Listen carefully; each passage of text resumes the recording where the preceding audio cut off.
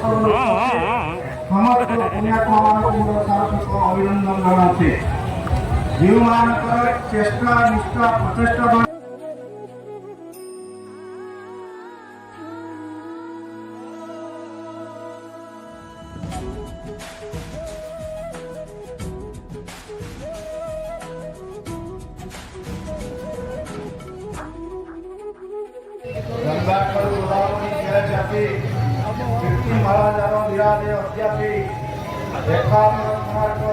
Bhaskar Andre पुण्यतया विरूपनदी तटस्थ पुण्यधाम पुण्यस्थली पुण्यगर्भा आयोजित आज रूप उत्सव और रूपोत्सव उपस्थित समस्त पुण्यात्मा अभिनंदन जनाऊे जो चेष्टा निष्ठा प्रचेषा द्वारा एभली एक मनोज्ञ मंजूर मनोमुग्धकर रूप उत्सव आयोजित हो जहाँ देखी आपण मैंने लुब्ध प्रलुब्ध केवल से नुह मुझे बहुत मनमुग्धकर बंधुगण आलोकर बंगाली गह गह संस्कृति चौद्वार बलदाण्ड नूतन उत्साह उद्दीपना वर्षर मुखर संध्या आपण मूल्यवान समय प्रति बहुत संपूर्ण सचेतन अस्थिर मन को स्थिर करने विक्षिप्त चेतन को संक्षिप्त करने समस्त व्यतिक्रम को अतिक्रम कर मात्र 2-3 मिनिट मध्य मोर वक्तव्य को विराम देवाई जाऊँ बंधुगण माँ गंगा निकटरे कहते पितामह भीष्म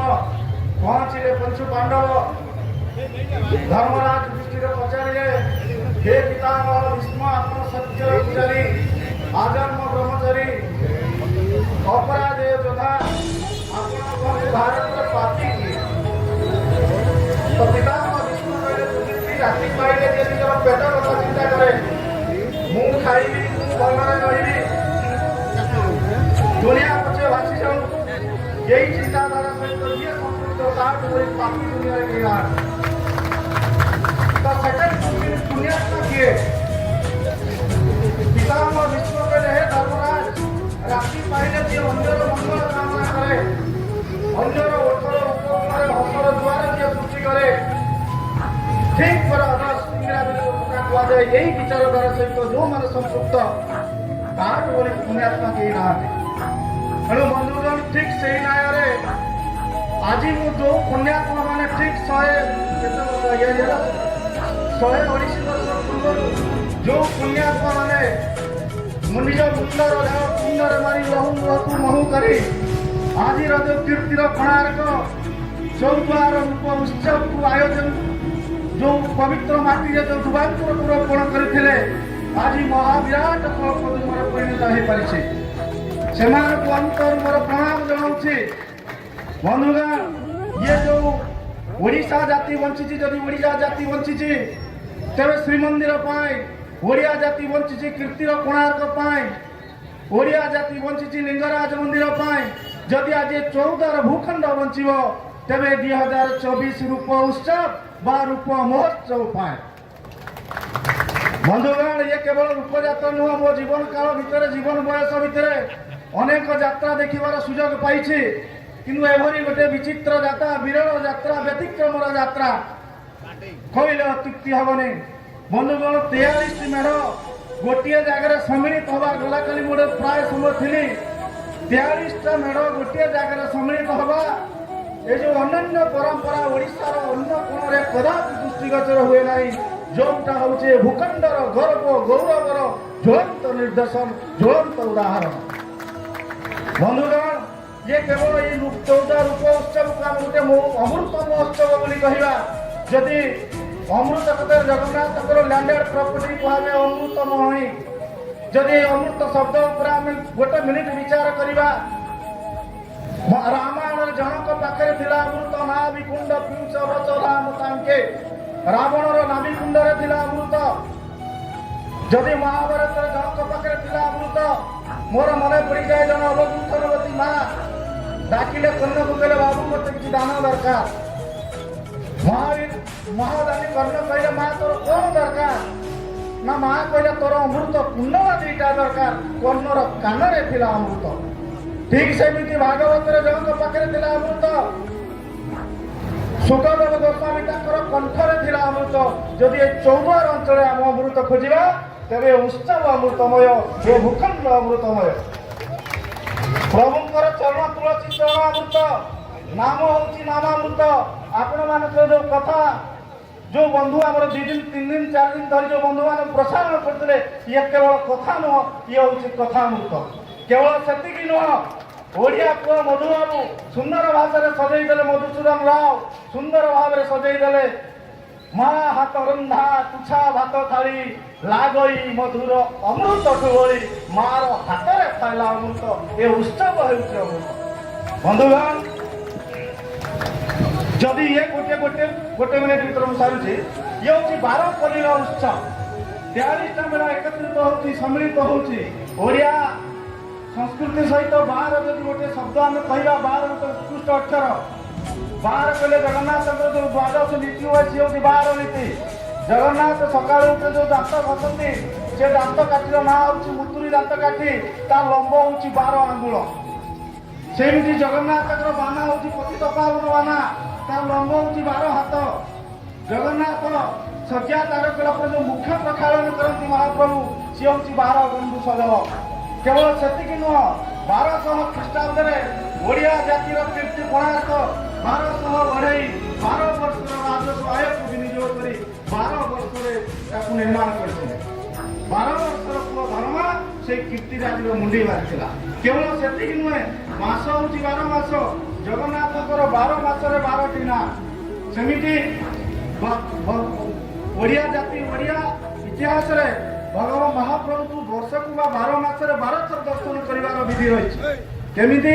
ଯଦି କନସେସନ କରାଗଲା 3 ଥର, ଯଦି ବର୍ଷକୁ ଆମେ 12 ମାସ ନ ଯାଇପାରିବା 3 ଥର ଯିବା। କୋଉ ଦିନ? ଦୋଳେ ଚ ଦୋଳ ଗୋବିନ୍ଦ, ଚାପେ ଚ ମଧୁସୂଦନ, ରଥେ ତୁ ବାମନ ଦୃଷ୍ଟ୍ୱା, ପୁଣ୍ୟ ଜନ୍ମ ନ ବିଦ୍ୟତେ। ଦୋଳ ପୂର୍ଣ୍ଣମୀରେ, ଦୋଳ ମଣ୍ଡପରେ ଦୋଳ ଗୋବିନ୍ଦକୁ ଦର୍ଶନ କରିବ।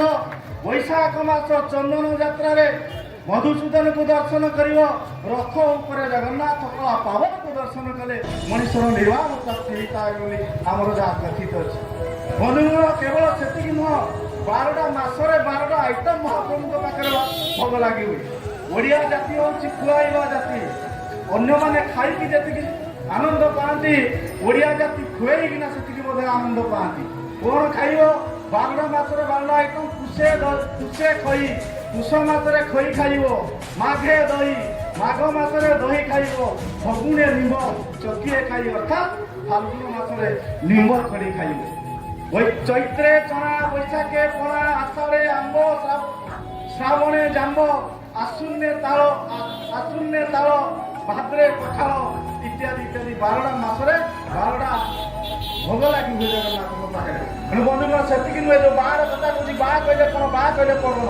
ମୋ ଶରୀରର ପ୍ରାଣରେ ପବନ ଅଛି ବୋଲି ମୁଁ ଆଜି ଆପଣମାନଙ୍କ ଆଗରେ 2 ପଦ କଥା କହିବାର ଦକ୍ଷତା ରହିପାରୁଛି।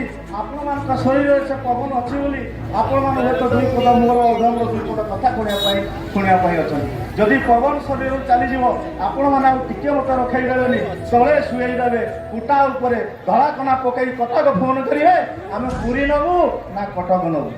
ଇଏ ହଉଛି 12, ଶରୀର ହଉଛି 12, ଶରୀର ହଉଛି ପ୍ରାଣ। ବନ୍ଧୁଗଣ, ଓଡ଼ିଆ ଜାତି ହେଉଛି ବିଚିତ୍ର, ବିରଳ, ବ୍ୟତିକ୍ରମ ଜାତି।